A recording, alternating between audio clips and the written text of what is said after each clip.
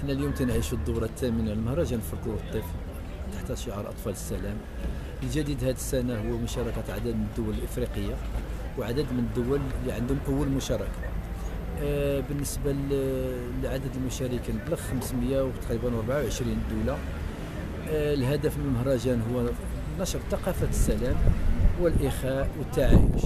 وكنظن أن اليوم عاد نقدروا نقولوا أن المهرجان يعني يصبح ان شاء الله يصبح يمشي بطريقه احترافيه نظرا للخبره اللي كسبناها، وثانيا نظرا لتواجد الفيدراليه الدوليه بيننا لقيمه المهرجان. وانا سمعت التصريح الاخير دابا واحد القسم، سمعت رئيس الفيدراليه اشنو تيقول عن المهرجان، وهذا تقريبا هذه علامه خير ان شاء الله اللي غتفتح المهرجان ديالنا ابواب باش يكون عنده اسقاطات فيما يخص التكوين.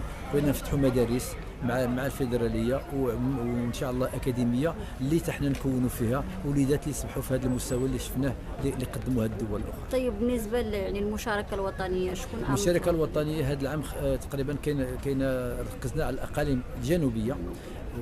بعد ما كانت في الدورة الفارطة كانوا عدة، مثلا كانت طنجة، كانت الشاون، كانت وجدة، كان الناظور.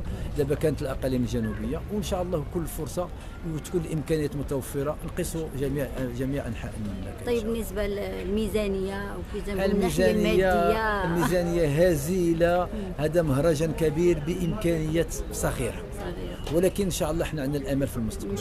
وهاد الناس اللي شافوا السيد رئيس الحكومه وهاد الوزاره اللي شافوا، انا كنظن ما غيبخلوش، لان هذا وجه المغرب ماشي وجه جمعيه عبير قراق ولا سلا. هذا المغرب تنتمناو هاد الناس يامنوا بنا ونمشيو باش في العود ما نستقبلوا 24 ونولوا حتى حنا نجيبوا 50 و60 دوله. وهذه راه الدبلوماسيه موازيه، راه واحد الارهاصات لا تتصور والنتائج ديالها.